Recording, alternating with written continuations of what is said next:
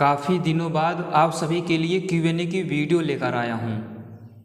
तो इसमें आप सभी के जितने भी गंभीर प्रश्न थे पीछे 1-2 महीनों में, सबको क्रम से लिया है, इसीलिए वीडियो को बहुत ध्यान से देखिएगा। इस प्रश्नोत्तर की वीडियो में सबसे पहला प्रश्न है धन लक्ष्मी जी का। इनका कहना है कि नारद जी नारायण नारायण करते थे, वो क्या था? ये प्रश्न आप में से काफ़ी लोगों ने पूछा है। 10-15 प्रश्न तो इसी पर आए हैं कि नारद जी जो हैं ये रामायण में भी पाए जाते हैं, महाभारत काल में भी पाए जाते हैं, सृष्टि की आदि में भगवान विष्णु आदि के समक्ष भी ये पाए जाते हैं। इसका रहस्य क्या है? देखिए, जब कभी भी नारद जी की चर्चा आए तो वे सृष्टि का एक सूक्ष्म, अत्यंत सूक्ष्म प्राण है जो ज्ञान विज्ञान से युक्त है। वो योगी ही है। वो सृष्टि के आगामी पदार्थों को उत्पन्न नहीं करता, बल्कि सृष्टि में योग का प्रचार करता है। ये सूक्ष्म प्राण सब कुछ जानता है, सब कुछ। एक एक कण में, एक एक मॉलिक्यूल में, एक एक स्पेस की यूनिट के बीच, एक एक छंदों में, ये सब हर प्रकार का विभाजन जिस प्रकार हुआ है, सारी सृष्टि का ज्ञान है इस सूक्ष्म प्राण को, और उसे ही नारद कहते हैं। कभी ये युधिष्ठिर की सभा में ये व्यास जी ने लिखने का एक तरीका बताया था। नारद नाम के बहुत से इंसान हो सकते हैं, आज भी होंगे, लेकिन जो मैं बता रहा हूँ, ये जो नारायण नारायण करने वाले, ये सृष्टि का एक महान योगी तत्व है। जब आप सभी यम नियम को सिद्ध कर ले जाओगे तो इसका साक्षात्कार होता है। योग आदि यही तो देते हैं। हमारी आत्मा जो योग के मार्ग पर बढ़ना चाहती है, यही सूक्ष्म प्राण आदि तत्व ही तो होते हैं जिनको संकल्प करके आप योग पर बढ़ते हो। तो जब अपने प्राणों को कंट्रोल कर लेते हो, सिद्ध कर लेते हो, आपका योग सिद्ध हो जाता है, तो सृष्टि के जो प्राण होते हैं उसे मिलने लगते हैं, आपको सामर्थ्य देने लगते हैं।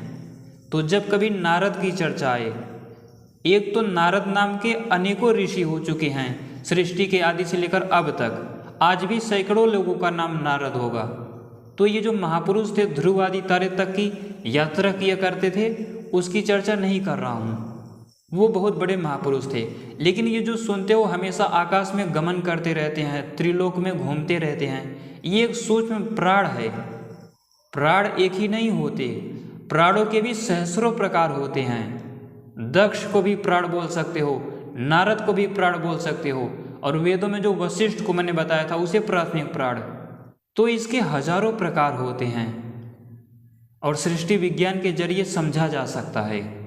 इसी तरह आप सभी ये भी जानते हो कि सनत, सनंदन, सनत कुमार और सनातन, ये 4 ऋषि, नर नारायण, ये 2 ऋषि, वास्तविकता में ये सब अलग अलग समय पर सृष्टि के आदि में, महाकल्प के आदि में उत्पन्न हुए सूक्ष्म प्राण हैं। जब इनकी आवश्यकता थी तो स्वाभाविक रूप से मनस तत्व से, अहंकार तत्व से इनकी वहाँ पर उत्पत्ति हुई थी।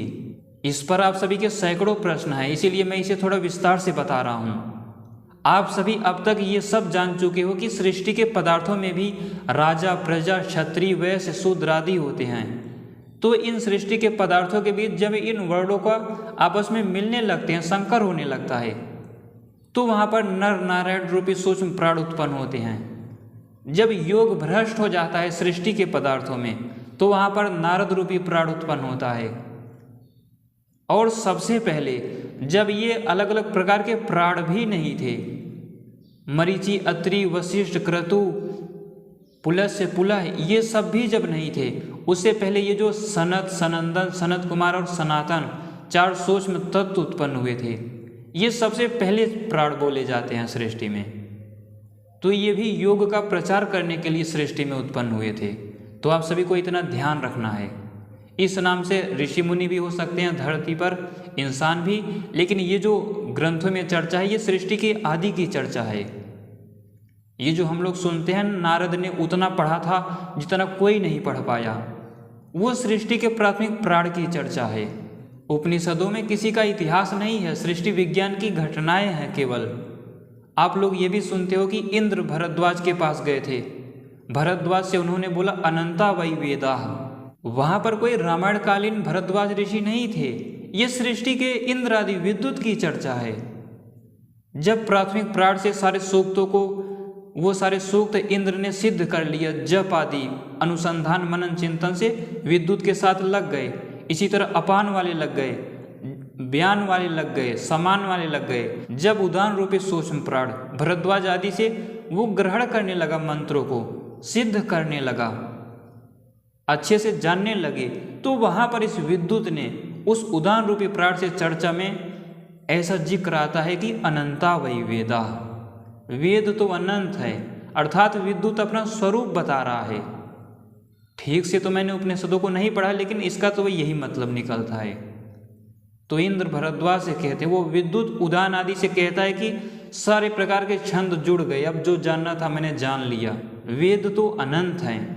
इंद्र नाम के बहुत महापुरुष हो चुके हैं और भरद्वाज नाम से बहुत सारे ऋषि हो चुके हैं, लेकिन ये जो चर्चा है ना, ये सृष्टि के सूक्ष्म पदार्थों का है, सृष्टि विज्ञान की ये सब चर्चाएं हैं, क्योंकि ये नित्य इतिहास है सृष्टि का।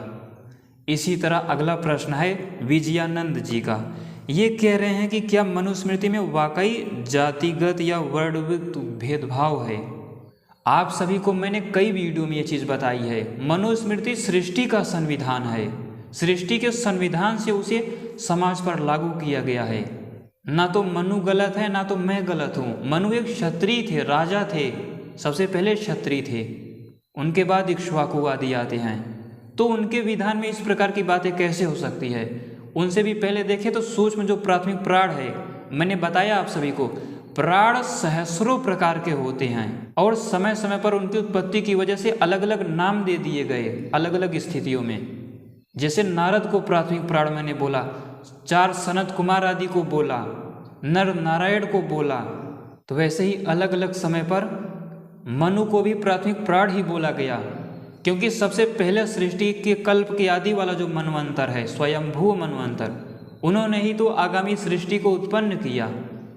दूसरे मनवंतरों में और भी ऋषियों आदि ने उत्पन्न किए, लेकिन वहाँ पर प्रजाओं की, सृष्टि के अलग अलग पदार्थों की उत्पत्ति उन्होंने ही की। तो ये सृष्टि विज्ञान के आधार का संविधान है, ये किसी प्रकार गलत नहीं है।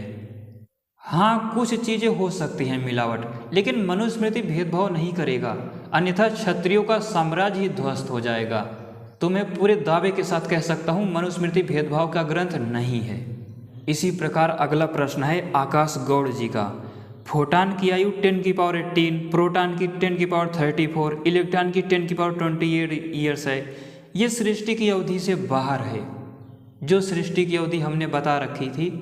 ये कह रहे हैं कि ये इन सब की आयु सृष्टि के बाहर है। आप सभी से विनती है कि वीडियो को थोड़ा ध्यान से देखा कीजिए, वो मैंने चतुर्युगी में बताई है। और ये जो ईयर्स है, पहली बात ये पूरी तरह ठीक नहीं है, ये जो आपने बताया, वैज्ञानिकों ने बताया है, इलेक्ट्रॉन, प्रोटॉन और फोटान की आयु। दूसरी बात, ये चीज़ ईयर्स में है और मैंने चतुर्युगी में बताया है। वहाँ पर कैलकुलेट करते समय ये भी मत सोचना कि 4 अरब 32 करोड़ से गुणा कर दोगे तो ईयर्स में आ जाएगा, उसमें 1000 से गुणा करना पड़ेगा, फिर वर्ष के लिए 100 से गुणा करना पड़ेगा। तो ये पूरी तरह सही नहीं है, फिर भी उस सृष्टि की आयु से मैच कर रहा है जो हमने बता रखा है। दूसरी बात, इलेक्ट्रॉन मतलब वो विद्युत की आयु बता रहे हैं जिसे वैज्ञानिक नहीं समझ पा रहे हैं। फोटान मतलब उष्मा की आयु बता रहे हैं, अग्नि तत्व की, छंदों के स्तर की। और प्रोटॉन मतलब धन आवेश की धारा की आयु बताई जा रही है। तो उसकी आयु सच में वहाँ तक जाती है और पूरी तरह सही है। तो वीडियो को ध्यान से देखा कीजिए। 3 शंख वाली जो सृष्टि बताई है चतुर्युगी में बताई है, न कि वर्षों में। अगला प्रश्न है यम यश पाटिल। ये कह रहे हैं कि भाई एक बात बताओ, अष्टांग योग किसने सिद्ध किया है? मेरी जानकारी में अष्टांग योग किसी ने भी नहीं सिद्ध किया है, क्योंकि यम नियम वाली जो भी पिछली वीडियो बताई, इसमें 10 यम 10 नियम बताए। उस क्रम से चलते हुए मैं भी नियमों में ही हूँ, यमों में ही हूँ, तो मैंने भी नहीं सिद्ध किया, किसी ने नहीं सिद्ध किया। ये सब इतना सरल नहीं है और आज के समय में तो बिल्कुल सरल नहीं है। लेकिन हाँ, यम उसका सिद्ध हो जाएगा जो सृष्टि विज्ञान सर्वर अर्थात नियम में पहला अच्छे से जानने का प्रयास करेगा। ये जो मैंने नारद आदि का विज्ञान बताया, सनत कुमार आदि चारों का विज्ञान बताया, इन सबको सृष्टि में खोजने का प्रयास करेगा। और ये नियम में पहला रखा है मैंने, एक ये और दूसरा जप, जिसमें मंत्रों का अभ्यास और उसका वैज्ञानिक अर्थ का मनन चिंतन। दो चीज़ जो सिद्ध कर ले जाएगा उसका यम नियम सिद्ध हो जाएगा। और आप सभी से विनती है इन्हीं दोनों को संकल्प बनाकर लगे रहो और जो 10 यम 10 नियम बताए हैं उसको अच्छे से याद कर लो, उसका मतलब समझ लो, बिल्कुल सिद्ध हो जाएगा। अगला प्रश्न है श्री रोहित शाह जी का, जप और पाठ करने में क्या फ़र्क है? जहाँ चाहे योग दर्शन में देखिए, भगवत गीता में देखिए, कहीं पर आप देखो, पुराणों में देखो या योग वशिष्ठ में भी यही सार निकलेगा। और योग दर्शन में तो बिल्कुल स्पष्ट है, जहाँ जप शब्द है वहाँ स्वाध्याय, अनुसंधान और मंत्रों को सिद्ध कर लेना। लेकिन ये सब करने के लिए इससे पहले कि यम और नियम सिद्ध होने चाहिए, अन्यथा समय की मात्र बर्बादी होगी। कोई भी सीधे जप को अर्थात मंत्रों पर गहराई से मनन चिंतन और उस पर कंट्रोल या उसको सिद्ध कर लेना, ये हर किसी के बस की बात नहीं है। उससे पहले कि यम नियम आने चाहिए। तो ये जो प्रश्न है दोनों एक दूसरे के पूरक हैं, स्वाध्याय और जप दोनों एक ही हैं। इसी तरह एक प्रश्न बहुतों बार आया है, आप में से सैकड़ों लोग इसको जानने के इच्छुक हैं, और वो ये है कि क्या वायु तत्व ही वैक्यूम एनर्जी है या वायु तत्व सूक्ष्म है वैक्यूम एनर्जी से? देखिए, वैक्यूम एनर्जी कोई शब्द नहीं है, वायु तत्व का ही प्रयोग कीजिए आप सभी। दूसरी बात, ये जो वायु तत्व है, वायु तत्व बहने वाली हवा तक को लेंगे। बताया था ना, दैवी गायत्री आदि छंदों से लेकर अंतरिक्ष में गरजने वाली विद्युत तक, इतना बड़ा इस स्तर तक की आयु को इंद्र की आयु मानेंगे। इंद्र का वास्तविक स्वरूप यही है। इसी तरह अग्नि भी, अग्नि महाभूत वाला नहीं, अग्नि देव पदार्थ जो देवता है उसकी आयु भी वहीं से और दिखने वाली अग्नि तक यहाँ तक लेंगे। इसी तरह वरुण हो गए, सोम हो गए, इनकी आयु छंदों के स्तर से लेकर स्थूल दिखने वाले इस सोम या वरुण आदि यहाँ तक लेंगे। वैसे ये दिखते नहीं तो यहाँ तक लेंगे। इसी प्रकार ये तो देवों की आयु मैंने बता दी, इसको हमेशा याद रखना, क्योंकि आगे न तो वीडियो को समझा जा सकता है बिना इसके, न तो आप ध्यान आदि कर पाओगे। तो ये देवों की आयु हो गई जो छंदों के स्तर पर हमने ली। इसी तरह ये जो 5 सूक्ष्म व स्थूल महाभूत हैं, इन्हें आप बिल्कुल अलग मत समझो। आप सभी को कई वीडियो में इस तरह मैंने जागृत किया है कि सूक्ष्म महाभूत अलग हैं, स्थूल महाभूत अलग हैं, लेकिन वो जानकारी आपको प्राप्त हो चुकी है, आपको क्लियर हो चुका है। अब आपको ये समझना है, जैसे पृथ्वी महाभूत, तो मॉलिक्यूल से लेकर, संस्कृत में बोल देता हूँ, सूक्ष्म अणु से लेकर ग्रह तारे गैलेक्सियों का स्थूल स्वरूप, ये है पृथ्वी तत्व। और सूक्ष्मता में अब चले, आपः तत्व, परमाणु व आयनों से लेकर, लिख लेना, बहुत गंभीर जानकारी बता रहा हूँ, परमाणु व आयनों से लेकर दिखने वाले महासागर, नदियाँ, आपके शरीर का रक्त, खून, पेड़ पौधों के रस, यहाँ तक आपः तत्व का स्वरूप है। इसी तरह अग्नि तत्व, अग्नि देवता जो उसका आधार है वो अलग चीज हो गया, महाभूत की चर्चा कर रहा हूँ। तो अग्नि जो महाभूत है ये अलग अलग सूक्ष्म फोटान आदि कणों से लेकर, अग्नि देवता की आयु और सूक्ष्मता में चली जाएगी छंदों के स्तर पर, लेकिन महाभूतों की आयु छंदों के स्तर पर नहीं जाएगी। तो सूक्ष्म फोटान आदि कणों से लेकर जलने वाली अग्नि तक, सूर्य की आने वाली किरणों तक, आपके शरीर में महसूस होने वाली उष्मा तक, जलने वाले बल्ब की किरणों तक, यहाँ तक अग्नि महाभूत है। और वायु तत्व की आयु वैक्यूम एनर्जी मत कहना, खाली ऊर्जा नहीं है, इसका वेदों में बड़ा ही विस्तृत विज्ञान है सनातन धर्म में। तो वायु तत्व जो वैक्यूम एनर्जी सूक्ष्म रूप से बोला जाता है, या अग्नि महाभूत से सूक्ष्म जो छंदों का समुद्र है, वहाँ की संघनन प्रक्रिया से लेकर बहने वाली हवा तक, बहने वाली हवा तक को वायु तत्व में लेंगे। पंखे से निकलने वाली हवा, आपके शरीर को स्पर्श करने वाली हवा, आप जो श्वासों को लेते हो तो श्वासों को लेते हुए महसूस कर सकते हो, ये है वायु तत्व, उस सूक्ष्मता से लेकर यहाँ तक। इसी तरह आकाश तत्व, इसे क्या बोलेंगे, ये भी छंदों का विशेष जाल मात्र है। वहाँ से लेकर आपके सामने दिखने वाले खाली स्थान, ये जो मैं हाथ हिला डुला कर आपको समझा पा रहा हूँ ना, ये उसी छंदों के जाल की वजह से कर पा रहा हूँ, अन्यथा कोई फोर्स नहीं लग सकता।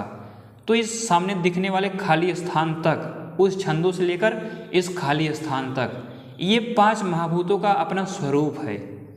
और देवताओं का आप सभी को स्वरूप बता दिए, छंदों के स्तर तक लेंगे, और प्राणों का स्वरूप वो भी बता चुका हूँ, उनकी आयु तक बता चुका हूँ, महाभूतों की भी, देव पदार्थों की भी, और अलग अलग सूक्ष्म प्राणों की भी, और मनस तत्व की भी आयु बता चुका हूँ। इन सब जानकारियों के लिए आप सभी एक नोट बना लो, चाहे ब्रह्मांड विज्ञान विषय लिख लो उस पर, या अपना नाम ही लिख लो। तो उसमें जरूरी चीज़ों को लिखा कीजिए योग के मार्ग पर आगे बढ़ने के लिए, ध्यान आदि करने के लिए, जिससे आप सभी को मदद मिलेगी। क्योंकि आगे बताऊंगा कि इंद्र की सभा 600 किलोमीटर पृथ्वी के ऊपर, 600 किलोमीटर नीचे, इतना क्षेत्र इसको स्वर्ग कहते हैं। और इसी बीच बताऊंगा कि वरुण की सभा इतनी लगती है। फिर आप सभी के समझ से बाहर की बात होगी। तो इन सब जानकारियों को लिख लेना, जिससे आगे मैं अच्छे से समझा पाऊँ आप सभी को। मत्स्य वराह आदि क्या है, उसके लिए एक आधार तैयार करो पहले। इसी तरह एक ही प्रश्न आप में से कई लोगों ने पूछा है। कोई कहता है कि हम योग की शुरुआत स्टार्टिंग से कैसे करें, कोई कहता है कि यम सिद्ध हो जाएगा तो हमें कैसे पता चलेगा, कोई कहता है कि नियम को कैसे सिद्ध करें, उसमें व्रत आदि, आगे आसन आदि कैसे सिद्ध करें। तो इन सब प्रश्नों के लिए एक ही जवाब है, ध्यान से सुनना। यम आप सभी का जब सिद्ध हो जाएगा तो सृष्टि विज्ञान श्रवण अर्थात नियम में जो पहला है मत्स्य अवतार, वराह अवतार, इनको जानने की तीव्र इच्छा होगी आप सभी के अंदर, और गहराई से जानने समझने का प्रयास करोगे। और बीच बीच में जब कहीं समस्या आएगी या निराशा उत्पन्न होगी तो फिर यमों में चले जाना। जो 10 यम बताए हैं, वो निराशा किसकी वजह से आई, तो उनमें चिंतन करना कि शायद मैंने धैर्य का ठीक से पालन नहीं किया, शायद मैं सत्य संकल्प में स्थित नहीं हूँ, शायद मेरा शौच सिद्ध नहीं है और उसकी वजह से ब्रह्मचर्य नहीं सिद्ध है, शायद मेरा आहार ठीक नहीं है। तो वैसे पता चलेगा। वैदिक मंत्रों का अर्थ करने का प्रयास करोगे। एक प्रश्न ये भी आया है कि हमें संस्कृत नहीं आती। आप सभी को संस्कृत आती है। अगर हिंदी आती है, हिंदी पढ़ लेते हो, तो मेरा वादा है आपको संस्कृत आती है। हिंदी जिसको भी आती है, आपसे विनती है कि रामायण महाभारत संस्कृत के श्लोकों को 2-3 बार देखो, फिर हिंदी के श्लोकों को देखो। अगर इस तरह रामायण महाभारत एक बार भी पढ़ ले जाते हो तो आपको संस्कृत अच्छी तरह से आ जाएगी, और अभी भी आती है। किसी को घबराने की ज़रूरत नहीं है, सीखने की ज़रूरत ही नहीं, क्योंकि ये सृष्टि की भाषा है। आपके पवित्रता, आपके सामर्थ्य के साथ ही ये आती जाती है। मैंने कहीं से संस्कृत भाषा थोड़ी सीखी है, 11वीं 12वीं तक जरूर था, उसी के बल पर तो ये अनुसंधान करता हूँ मैं। लेकिन रामायण महाभारत आदि को मैंने संस्कृत के श्लोकों को बड़े अच्छे ढंग से देखा, हिंदी को भी पढ़ा, ऐसे करते करके मेरा अभ्यास बन गया। तो सबको संस्कृत आती है, सब योग के मार्ग पर बढ़ सकते हो, सब सृष्टि विज्ञान को सीख सकते हो और प्राचीन युग में प्रवेश कर सकते हो। किसी को घबराने की ज़रूरत नहीं है। तो यम नियम ऐसे ही सिद्ध होंगे। अहिंसा तक पहले सिद्ध कर लो संकल्प लेकर, उसके बाद सृष्टि विज्ञान श्रवण नियम में पहला अपना लो, और ईश्वर परिधान आदि समझ में आए, अन्यथा कोई बात नहीं। जप अर्थात वैदिक मंत्रों का थोड़ा थोड़ा अर्थ समझने का प्रयास करो। जैसे इंद्र देवता संबंधी जितने मंत्र हैं, तो उसे पहले पढ़ो, इंद्र क्या क्या कर सकता है, फिर मनन चिंतन करने का प्रयास करो। इससे आपका यम पूरी तरह सिद्ध हो जाएगा और नियम भी सिद्ध हो जाएगा। व्रत करने का प्रयास करो, तप करने का प्रयास करो निष्काम भाव से। अग्नि से संबंधित जितने मंत्र हैं, अग्नि तो आपको पता चल गया स्थूल रूप से, अब वो ज्ञान कह क्या क्या रहा है। इसी तरह वरुण संबंधी जितने मंत्र हैं, 5 महाभूतों संबंधी वेदों में ज़्यादा मंत्र नहीं पाओगे, क्योंकि ये महाभूत तो सृष्टि के आधार हैं। देवताओं से संबंधित सारे मंत्र पाओगे, सोम से संबंधित सारे मंत्र पाओगे, आपः तत्व से संबंधित नहीं, क्योंकि आपः तत्व पर कंट्रोल या उसका आधार ही सोम है। अग्नि महाभूत से संबंधित नहीं पाओगे ज़्यादा मंत्र, लेकिन सबसे ज़्यादा अग्नि देवता से संबंधित मंत्र पाओगे। इसी तरह वायु तत्व हो गया, मरुत से संबंधित ज़्यादातर मंत्र पाओगे, वायु तत्व से कम मंत्र मिलेंगे, हैं इससे भी संबंधित मंत्र। तो इन सबको समझने का प्रयास करो। इतना अगर 2 चीज़ पालन करते हो, कभी कोई समस्या दुख आदि हो, तुरंत 10 यम जो आपने याद कर लिए है या फिर लिख लिए है, विचार करो 10 में से क्या कमी रह गई, तुरंत पकड़ ले जाओगे। क्योंकि मन के दुख का कारण ही यम है, यम का ना पालन करना। तो एक सरल विधि बता रहा हूँ, 10 यमों को लिख लो। जब जब भी थकावट हो, मन शांत ना हो, परेशानी हो, निराशा हो, तो उसी में से कहीं पाओगे कि मेरे अंदर तो धैर्य ही नहीं है, मेरे अंदर तो दया ही नहीं है, मैंने शौच का पालन नहीं किया इसीलिए ब्रह्मचर्य नहीं है। तो वहाँ पर वो पालन हो जाएगा, आपका अहिंसा पूरी तरह दृढ़ स्थित हो जाएगा आपके अंदर। दूसरा, आप सभी ने सृष्टि विज्ञान श्रवण का प्रयास तो कर ही रहे हो, इन सब के विज्ञान मत्स्य, वराह, नारद आदि क्या तत्व होते हैं इसके विज्ञान को जानने का प्रयास तो कर ही रहे हो, सृष्टि में खोज ही रहे हो। साथ ही आप जप अर्थात इन मंत्रों के विज्ञान को स्वाध्याय के साथ सिद्ध करने का प्रयास कर रहे हो, तो इससे आपका नियम भी सिद्ध हो जाएगा, फिर व्रत आदि लेकर आगे बढ़ जाओगे। अन्यथा मुझे तो आज तक कोई नहीं दिखाई दिया जो इन दोनों को सिद्ध कर चुका हो। मैं बोलना तो नहीं चाहता, लेकिन ये जो जप आदि करा रहे हैं सब ना, केवल समय का व्यर्थपन है। तो जिस तरह बता रहा हूँ ये सभी समझने का प्रयास करो। इसी तरह एक अगला प्रश्न है झमक राज जी का। ये क्या कह रहे हैं, चित्त का वैज्ञानिक स्वरूप क्या है? जो हमारी सूक्ष्म आत्मा है, शुद्ध चेतन, हालांकि आत्मा का ना तो ये स्वरूप है पूरी तरह, ना तो ईश्वर का स्वरूप है, फिर भी समझने के लिए जो शुद्ध चेतन आत्मा है, ये आपके मस्तिष्क में बुद्धि, मन, महत, अहंकार इनके साथ घिरा हुआ है। तो मस्तिष्क में बुद्धि, मन आदि से युक्त जो आत्मा है, जब वो मन आदि के द्वारा मनन चिंतन करता है, कुछ समझने जानने का प्रयास करता है, तो मन की जो चित्ती शक्ति है, मन की चेतना शक्ति है, मन जो चेतनत्व का काम करता है। अभी मैं आत्मा नहीं हूँ, भले ही बोल रहा हूँ, आपको लग रहा होगा कि इसके शरीर में आत्मा है, लेकिन मैं खुद को पूरी तरह मन समझकर चल रहा हूँ। मेरा शरीर, मेरी आँख, मेरा ये, मेरा वो। तो ये जो चेतनत्व है ना, यही चित्ती शक्ति है, वैज्ञानिक स्वरूप यही है इसका। मन का क्रियाशील होना, मन का चेतनत्व, वही उसकी चित्ती शक्ति है, और इसी के बल पर आप जी रहे हो, जन्म पा रहे हो, और ये आत्मा से सीधे जुड़ा हुआ है। आत्मा के अंदर संस्कार आदि थोड़ी होते हैं, इसी मन के चेतनत्व में ही तो होते हैं।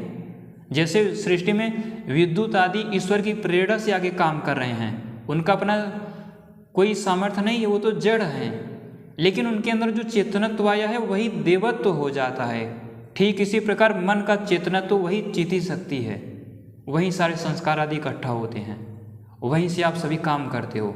उसी मन की चित्ती शक्ति को मन बोल लो या बुद्धि बोल लो, अहंकार बोल लो, तीनों के चेतनत्व रूप को जब आत्मा अपने से अलग मान लेता है तो वो मुक्त हो जाता है।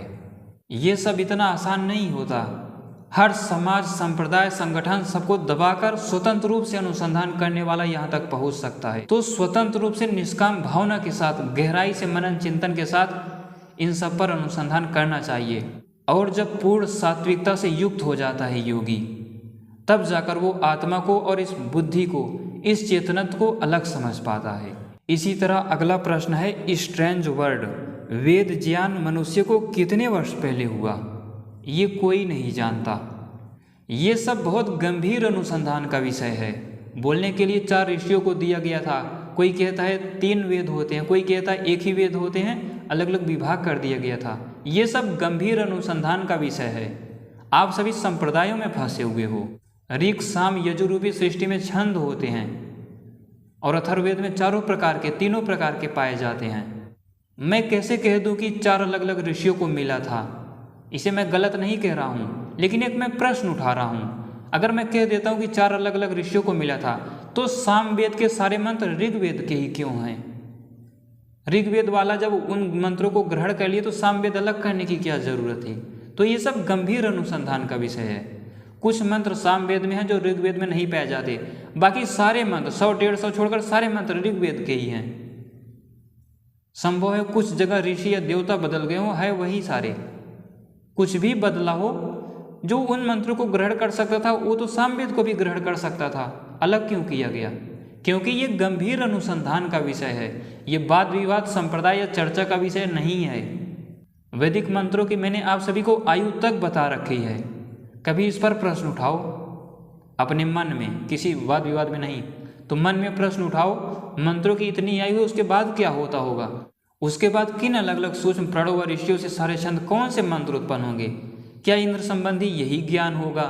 इंद्र यही देवता रहेगा? तो इन सब पर गंभीरता से अनुसंधान करो। ये सब सामान्य प्रश्न या सामान्य चीजें नहीं हैं। इसी तरह कुछ लोग मुझसे भी संबंधित प्रश्न करते हैं, जिसमें से एक प्रश्न है मोर मुकुट सारस्वत, भैया जी क्या आपने शास्त्रों का अध्ययन किया है अथवा आपको आत्मज्ञान प्राप्त हुआ है? ना तो मैंने अभी पूरी तरह शास्त्रों का अध्ययन किया है, ना तो मुझे कोई आत्मज्ञान प्राप्त हुआ है। मैं भी इसी में लगा हुआ हूँ। ये जो जप का वैज्ञानिक स्वरूप बताया, मंत्रों के स्वाध्याय, पुराणों के अलग अलग आख्यानों का जो उसका विज्ञान है, मैं भी उसी में लगा हुआ हूँ। मैं भी आगे बढ़ने का प्रयास कर रहा हूँ। आप सभी को बताया था ना, ईश्वर भी सृष्टि में भोगता है। ऐसे ही निष्काम कर्म के लिए सृष्टि नहीं बनाई उसने। जितना वो सृष्टि के पदार्थों का उपयोग करता है, आनंदमय रहता है, उतना कोई जीवात्मा हो भी नहीं सकता। मोक्ष की जीवात्मा इस बात को महसूस कर सकती हैं। तो मैं कुछ नहीं हूँ, मेरा भी बेसिक स्तर चल रहा है और आप सभी को लेके आगे बढ़ने का प्रयास कर रहा हूँ। ये आत्मज्ञान के स्तर की जानकारियाँ नहीं है जो मेरी वीडियो में आती हैं। मत्स्य, वराह, कूर्म आदि के विज्ञान को बता दूं, सृष्टि में नारद आदि सूक्ष्म प्राणों को बता दूं कि इनको कितना ज्ञान है, योग में ये कैसे सृष्टि के पदार्थों को योग का पालन कराते हैं। तो ये मोक्ष के स्तर का ज्ञान नहीं है, ये बेसिक स्तर का ज्ञान है। आज आप सभी को बताने की ज़रूरत है। सृष्टि के आदि में या महाभारत काल तक या आज से 2-3 हज़ार साल तक के लोग जानते थे इन सब चीज़ों को, जो आज लुप्त हो गया। तो बेसिक स्तर की जानकारी आप लोग जान जाओगे तो प्राथमिक योग में मेरी तरह आप भी प्रवेश कर जाओगे। तो आप सभी से विनती है, एक प्रश्न के जरिए मैं सबको बता रहा हूँ, और भी बहुत से प्रश्न थे, ले नहीं पाए लोगों के, लेकिन इसी से मिलता जुलता यही प्रश्न था। तो आप सभी से विनती है, आप सभी संघर्ष करो। किसका मोक्ष हुआ है, किसका नहीं होगा, वो कर्मों को देखकर आप समझ लेना, और इस गंभीर अनुसंधान को देखकर किसी को आश्चर्य नहीं करना है। ये सब बेसिक स्तर की जानकारियाँ हैं प्राचीन काल के लोगों के लिए। इसी तरह एक मुँह से संबंधित बहुत सारे प्रश्न किए जाते हैं, जिसमें से एक मैं उसी में से ले लेता हूँ। मीरा यश, इनका कहना है कि आप इसके साथ साथ ध्यान का कोर्स कराइए। बहुत से लोगों ने संपर्क करके भी मुझे ये सुझाव दिया, ध्यान का कोर्स कराइए। ये जो बताते हैं कि सृष्टि के पदार्थ योगी होते हैं, फिजिक्स के एक एक नियम की उत्पत्ति सृष्टि के पदार्थ से होती है। ये जो मनस्तत्ववादी से ये जो दक्ष की 13 अलग अलग पत्नियां किसी धर्म को दे दी, कश्यप को दे दी, वो पुष्टि आदि, वो सृष्टि में प्राणों की रक्षिका शक्तियां कैसे होती हैं। तो काफ़ी लोगों का कहना है कि ये तो बड़ा विस्तृत होगा, ये योग का स्वरूप संसार के सामने आएगा शिविरों आदि के माध्यम से, तो बड़ा अच्छा रहेगा। लेकिन इस चैनल के माध्यम से मैं आप सभी को बता दूं, ये आप लोगों का काम है। जो अनुसंधानवेत्ता संघर्ष कर रहे हैं या लिख रहे हो, ये काम आप शुरू करो। मैं आप सभी को मार्गदर्शन दूंगा इसके लिए अगर ज़रूरत पड़ी तो। ये मेरा काम नहीं है। और बहुत से लोग मुझे आचार्य, ऋषि कहते हैं। ये बहुत मेरे लिए हंसने वाली बात है। आचार्य पद बहुत ऊंचा होता है, मेरी कोई योग्यता नहीं है, और आचार्य मैं बन भी नहीं पाऊंगा, क्योंकि मैं ऐसा नहीं हूँ किसी छात्र को सुधारने का संकल्प लेकर उसके पीछे पड़ जाऊँ। मैं अगर कहीं पढ़ाने गया या वहाँ चर्चा हुई, दुष्ट दिखा तो मैं मार के भगा देता हूँ, वहाँ भगा दूंगा। फिर दुश्मनी होंगी, मारपीट, युद्ध ही होंगे। तो मेरे अंदर आचार्य के कोई गुण नहीं है, इतना जान लो। रही बात शिविर आदि की, तो मुझे लगता है ये ब्रह्मांड विज्ञान चैनल एक शिविर ही है। जो नोटबुक आदि बनाते होंगे, सीखते होंगे, और अनुसंधानिक क्षमता जिनके अंदर विकसित हो रही होगी, इससे बड़ा शिविर कोई हो भी नहीं सकता। तो जो मुझे कहते हैं योग के इस अवस्था को, इसको संसार के सामने शिविरों के माध्यम से लाया जाए या कोर्स कराओ इसका। कुछ लोग कहते हैं ऑफलाइन नहीं हो पाए तो कोई बात नहीं, ऑनलाइन ही इसका कोर्स कराओ। मैं इसे व्यर्थ की बातें समझता हूँ। ये आप लोगों का काम है, आप संघर्ष करके ये करो। निश्चित रूप से ये संसार के लिए, या जो लोग नहीं जानते, अनुसंधान करने वाले बहुत से लोग हैं। ऐसा नहीं कि मैं ही बता रहा हूँ कि सृष्टि के पदार्थ योगी होते हैं, अनेक लोग हैं, लेकिन फिर भी जो नहीं जानते उनके लिए लाभ हो सकता है। तो ये आप लोगों का काम है, मेरा नहीं। और मैं कोई आचार्य या ऋषि तो नहीं हूँ, कम से कम मेरे पास उतना धैर्य ही नहीं है कि मैं आचार्य बन जाऊँ। ना तो 1 साल का मेरे पास समय होता है, ना तो 6 महीने का। मेरे पास 1 घंटे का भी समय नहीं होता। तो मेरे पास बिल्कुल धैर्य नहीं है कि मैं आचार्य बन जाऊँ। मेरा लक्ष्य कुछ और है, और वो चीज़ मैं करूँगा, आपके सामने लाऊँगा, और उसके लिए कुछ भी करना पड़े, जो भी आवश्यक होगा, इस समृद्ध विज्ञान को प्रतिष्ठित करने के लिए, पशु पक्षियों की रक्षा के लिए, धरती को बचाने के लिए, वो सब मैं करूँगा। बाकी मुझे आचार्य आदि के शब्द से भी संबोधित मत करो। एक अनुसंधानवेत्ता हूँ, अपना काम कर रहा हूँ। वैसे मेरा वंश, हम लोगों का वंश राजर्षियों का रहा है, क्षत्रियों का रहा है, लेकिन आज के युग में राजर्षि भी नहीं कह सकता खुद को। जो स्थिति संसार के सामने आई है, इन राजर्षियों की बहुत सी ऐसी बातें, इनका वास्तविक स्वरूप लोग भुला दिए। महाभारत आदि में जब इन राजर्षियों के आख्यान आप सभी देखोगे तो पूरा संसार गलत दृष्टि से देखता है कि सगर के पुत्र मारे जा रहे हैं कपिल के द्वारा। किसी को ये जानकारी है ही नहीं कि वो जो सगर की चर्चा हो रही है वो कहाँ से आ गए, वो कौन थे, उनके 60,000 पुत्र कौन थे, और उनके जो अलग बेटे अंशुमान थे वो कौन थे, सहस्रार्जुन कौन था। इसी तरह अनेक बताया गया, यहाँ पर इनके पुत्र मार दिए गए, यहाँ पर वो राजा मार दिया गया। वो सब आप लोगों के बस की बात नहीं है उसे समझना। महाभारत में सैकड़ों हजारों राजा और राजर्षियों के नाम है और उसको पढ़ने वाले गलत दृष्टि से देखते हैं। युधिष्ठिर ने जुआ खेल दिया। पहले उस स्तर पर पहुंच जाइए। ये जो लोग विरोध करते हैं ना, युधिष्ठिर ने जुआ खेल दिया, भीष्म पितामह उनका पक्ष ले लिए। अगर युधिष्ठिर और भीष्म पितामह के पास उनके कपड़ा धोने वालों के भी लाइन में आपको खड़ा कर दिया जाता, ये जो लोग कहते हैं, तो वहाँ से उन कपड़ा धोने वाले आपसे ज़्यादा योग्य थे, मार के भगा दिए जाते विरोध करने वाले। वहाँ श्री कृष्ण मूर्ख थे, उन्हीं की सभा में जाकर बैठ रहे हैं। श्री कृष्ण से बढ़कर धनुर्धारी थे अर्जुन। श्री कृष्ण योगी थे, योगेश्वर थे, श्री राम भी थे। कुछ लोग कहते हैं श्री कृष्ण ज़्यादा बड़े थे, ऐसा कुछ भी नहीं है, इस पर भी वीडियो आएंगी। जिस भी स्वरूप माया को श्री कृष्ण दिखा रहे हैं उसी को श्री राम ने भी कई बार दिखाया है, श्री कृष्ण से ज़्यादा बार दिखाया है, लेकिन वो चीज़ आज लुप्त हो गई, वो ग्रंथ मिट गए आज। तो कुछ भी हो, उन राजर्षियों को, उन ऋषि मुनि योगियों को पहले इनका वास्तविक स्वरूप आएगा। ये जो बताया जाता है सगर के 60,000 पुत्रों को जला दिया, आपको बताऊंगा कि कपिल है कौन, सृष्टि में कैसे इनकी उत्पत्ति हुई। सांख्य दर्शन के प्रणेता कपिल, अभी ये बात किसी को जानकारी नहीं होगी, सांख्य दर्शन के देने वाले, ये योग के विभाग करने के लिए सृष्टि में एक प्राण उत्पन्न हुआ था। कपिल नाम आज भी हजारों लोगों का होगा, पहले भी हो चुका है, मैं उनकी चर्चा नहीं कर रहा हूँ उन ऋषियों की। कपिल नाम से ये जो योगी उत्पन्न हुआ था सृष्टि में, ये जो बोलते हैं ना 24 तत्व, 18 तत्व, महत, बुद्धि, अहंकार, प्रकृति, ईश्वर, 10 इंद्रियां, 10 कर्मेंद्रियां, ये हर किसी के बस की बात नहीं है। जो कपिल के उस सूक्ष्म प्राण पर अनुसंधान करेगा वो समझ सकता है कि सांख्य और योग का विभाग कैसे इन्होंने किया है सृष्टि में। एक सूक्ष्म प्राण का काम है ये, और आप ध्यान आदि करते हो तो वही सूक्ष्म प्राण आपको आनंद देता है, वही महत्त्ववादी की जानकारी कराता है, लेकिन आपको जानकारी नहीं है सबकी। चलो पतंजलि आदि ने संकलन किया है, लेकिन जो ये कपिल है ये तो मैं स्पष्ट कह सकता हूँ सांख्य योग के विभाग के लिए इसका जन्म सृष्टि में मनस्तत्व से होता है और उसी स्तर का ज्ञान है। जैसे मनुस्मृति सृष्टि के विज्ञान का संकलन मात्र है, वैसे ही सांख्य दर्शन, सांख्य वो नहीं, सांख्य का ज़्यादा ज्ञान तो महाभारत में दिया गया है, योग वशिष्ठ में दिया गया है, पुराणों में दिया गया है। सांख्य इतना सरल शब्द नहीं है। तो सृष्टि में वो सूक्ष्म प्राण जो इनको विभाजित करता है, अलग अलग वीडियो आएगी इन सब पर, वो है कपिल।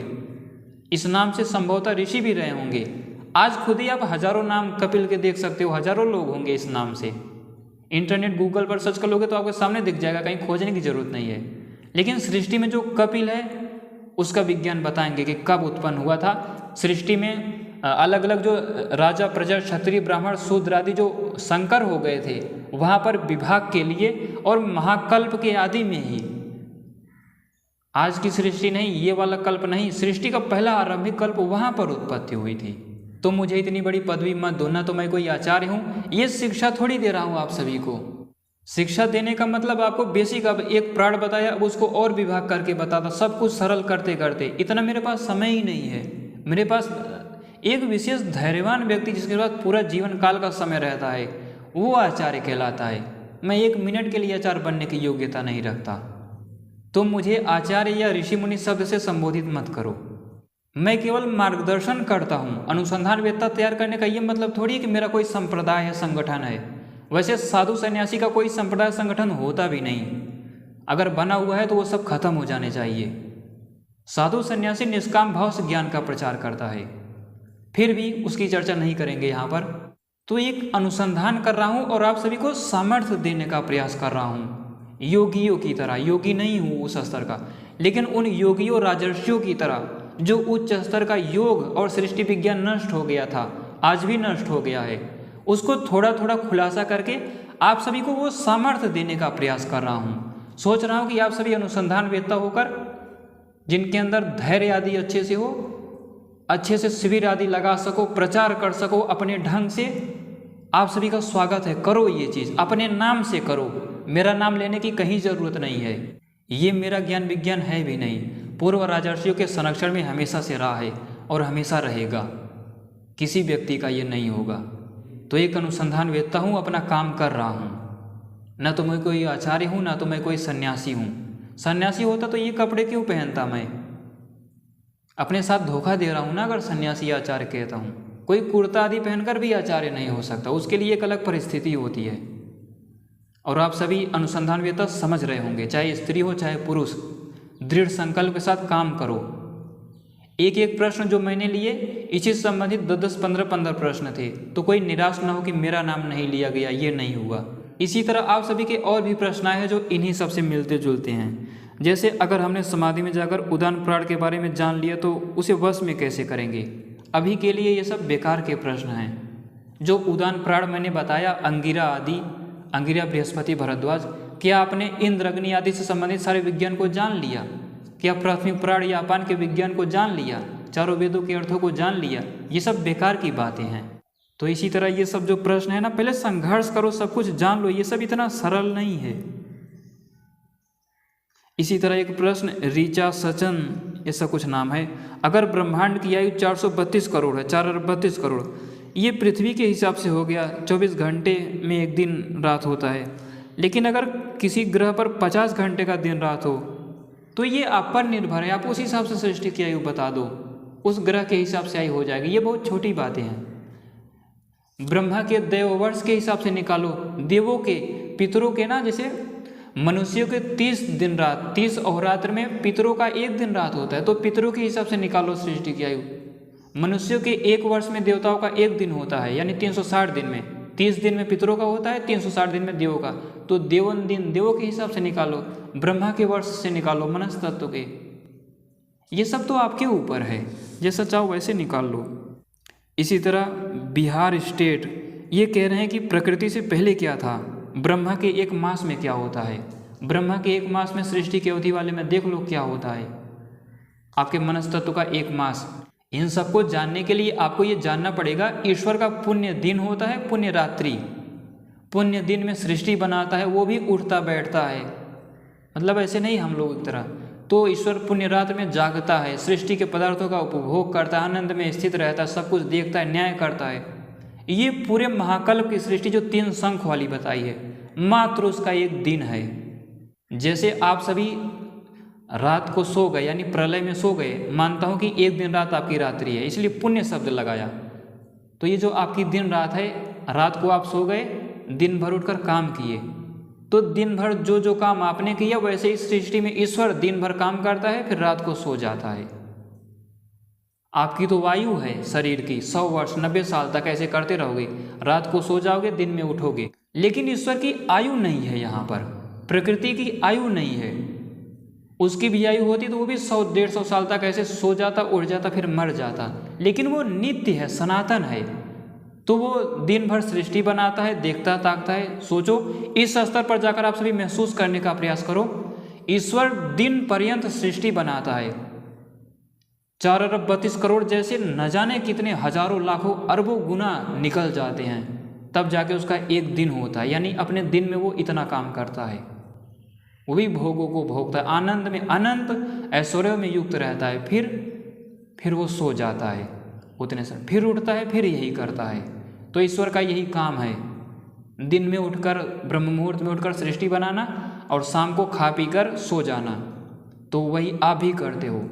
आप जितना एक दिन अपने सामर्थ्य से महसूस करते हो, ईश्वर के सामर्थ्य के हिसाब से एक दिन उसका पूरी ये सृष्टि है, ब्रह्मांड नहीं 4 अरब 32 करोड़ वाला, वो 3 शंख वाली सृष्टि है। तो ऐसे महसूस करो। आप सभी ने अपने शरीर का एक दिन 24 घंटों में बनाया है, 12-12 घंटे करके।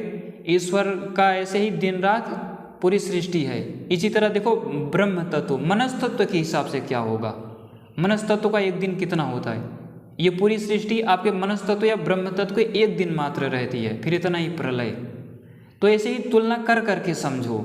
प्राणों के स्तर पर देखो, अलग अलग प्राण मिलते हैं तो देव आदि जब बनने लगते हैं छंदों के स्तर पर, तो देवों के हिसाब से सृष्टि कितनी चलती होगी। ये सब अनुसंधान का विषय है। 2 मिनट में मैं बता दूंगा कि बृहस्पति ग्रह के अनुसार सृष्टि की आयु हो सकती है वहाँ पर 50 घंटे होते हैं तो, लेकिन होगा वही ना जो पूरी सृष्टि होगी। चंद्रमा के हिसाब से देखोगे तो संख्या तो बढ़ जाएगी, लेकिन निकल के तो यही आएगा ना जितना समय अवधि बता रखी है। ये 4 अरब 32 करोड़ ही ले लो, ना समझ में आ रहा हो। शुक्र ग्रह के हिसाब से लगाओगे कैलकुलेशन में तो समस्या होगी, तो कम ज़्यादा हो जाएगा, लेकिन समय तो यही निकल कर आएगा ना, ये जो आपने डिफाइन कर दिया। जैसे 1 घंटे कोई कहेगा 60 मिनट के हैं, कोई दूसरा कुछ भी दूसरी स्थितियों के अनुसार वजन करेगा, नाप करेगा, उसका अनुसंधान करेगा। 1 घंटे तो वही रहेंगे ना जितना समय अंतराल है। अब उसी को कोई 30 मिनट बोल दो, कोई 5 मिनट बोल दो, वो आपके अनुसार है। तो ये सब आप लोगों के ऊपर है। इसी तरह एक प्रश्न ये भी है कि छांदोग्य उपनिषद में कहाँ लिखा है कि नारद जी ध्रुव तारे तक जाते थे। अभी इसका जवाब दे चुका हूँ। छांदोग्य उपनिषद वाले नारद या उपनिषदों वाले भरद्वाज इंद्र वो सृष्टि के पदार्थ हैं, सृष्टि के तत्व हैं, इस नाम से महापुरुष भी हो चुके हैं। तो छांदोग्य उपनिषद वाले नारद नहीं, बल्कि रामायण काल उससे थोड़ा पहले एक नारद नाम के महर्षि थे, वो बहुत बड़े योगी थे, वो ध्रुव तारे आदि तक चले जाया करते थे। लेकिन सृष्टि के पदार्थ हो तो हर जगह है जो नारद रूपी सूक्ष्म प्राण है। तो ये सब इसी प्रकार का प्रश्न है। और ये बता ही दिया जिसको संस्कृत नहीं आता वो क्या जप अनुसंधान करेगा। हिंदी आता है तो संस्कृत आता है, किसी को घबराने की ज़रूरत नहीं, सब सीख जाओगे। इसी तरह रमेश गुप्ता जी कह रहे हैं कि कैसे संगठित हो समाज, समाज को संगठन में कैसे लाएं। समाज को संगठन करने के लिए मेरी वीडियो ही देखना पर्याप्त है। निष्काम रूप से हर संप्रदाय, हर मठ, हर मंदिर, हर संगठन, इनको दबाकर अपना सामर्थ्य उभार कर लाओ। पता लगा मैं किसी के नीचे अनुसंधान कर रहा हूं तो कल दूसरा कोई गलत व्यक्ति भी उसका लाभ लेकर बैठा हो। ऐसे ही तो होता है गलत। तो स्वतंत्र रूप से काम करो, सब ठीक हो जाएगा। साधु सन्यासी अगस्त्य ऋषि का कोई जातीय संप्रदाय नहीं था, उनके अनुयायी ऐसे अनुयायी तो होने चाहिए अनुसंधानवेत्ता, लेकिन इसका ये मतलब नहीं कि वही चीज़ सबको कराने लगो, ये मेरा सीमा है, ये मेरा क्षेत्र है। ये सब बंद होना चाहिए। स्वतंत्र रूप से जिस दिन अनुसंधान करना शुरू कर दोगे उसी दिन समाज संगठन सब एक हो जाएंगे, सब ठीक हो जाएगा। अरे पहले सनातनियों तुम तो एक हो लो, ये ब्राह्मणों के अलग अलग संगठन जिस दिन एक हो जाएंगे उस दिन हिंदू एक हो जाएगा। नहीं तो हिंदुओं को एक करने वाला मुझे नहीं लगता कोई जन्मा है जो एक कर ले जाएगा। ऐसे ही संगठनों के नाम पर ही तो हिंदू बांटे जा रहे हैं। संगठन या समाज संप्रदाय ये क्षत्रियों का काम है। क्षत्रिय जो सामर्थ्यशाली होता है उसी के नाम से सारी जातियां बनी हैं। आपका नाम रमेश गुप्ता है तो ये गुप्ता ना किसी बहुत बड़े राजर्षि क्षत्रिय की देन है, सन्यासी की देन नहीं है। ये किसी वैश्य या शूद्र की देन नहीं है। जितनी भी जातियां होती हैं, विंद अनुविंद नाम के 2 राजर्षि थे जो आज केवट कहे जाते हैं। गलती क्या हो गई, दुर्योधन की तरफ से लड़ लिए थे और मार दिए गए, जनता को दबा दिया गया। गलत थे ना, वहाँ दबाना अत्यंत आवश्यक था। तो जितनी भी जातियाँ ये क्षत्रिय बनाते हैं, समाज संगठन या मठ मंदिर का काम नहीं है ये, अन्यथा आप हमेशा लड़ते रहोगे। एक ही विकल्प है, स्वतंत्र रूप से अनुसंधान करो और जहाँ जहाँ भी अनुसंधान हो रहा हो उनका समर्थन करो। सनातन को संगठित करना बहुत सरल है। हर सन्यासी अपना सामर्थ्य संसार के सामने लाए, हर शंकराचार्य, हर मठ मंदिर का व्यक्ति मेरी योग्यता क्या है, मैं कितना प्रचार कर सकता हूँ, उस हिसाब से अपना प्रभाव दिखाए, जाति बनाकर नहीं। तो स्वतंत्र रूप से अनुसंधान होगा, सब अपने आप ठीक हो जाएगा। बहुत सरल है सनातनी लोगों को एक करना। ये एक नहीं कर रहे हैं लोग, ये बांट रहे हैं। कोई मजहब के नाम पर, कोई संप्रदाय के नाम पर, कोई जाति के नाम पर, कोई संगठन के नाम पर, ये सब बंद होना चाहिए। तो जैसे जैसे ये मेरा काम आगे बढ़ेगा सब एक हो जाएंगे, किसी को चिंता करने की ज़रूरत नहीं है।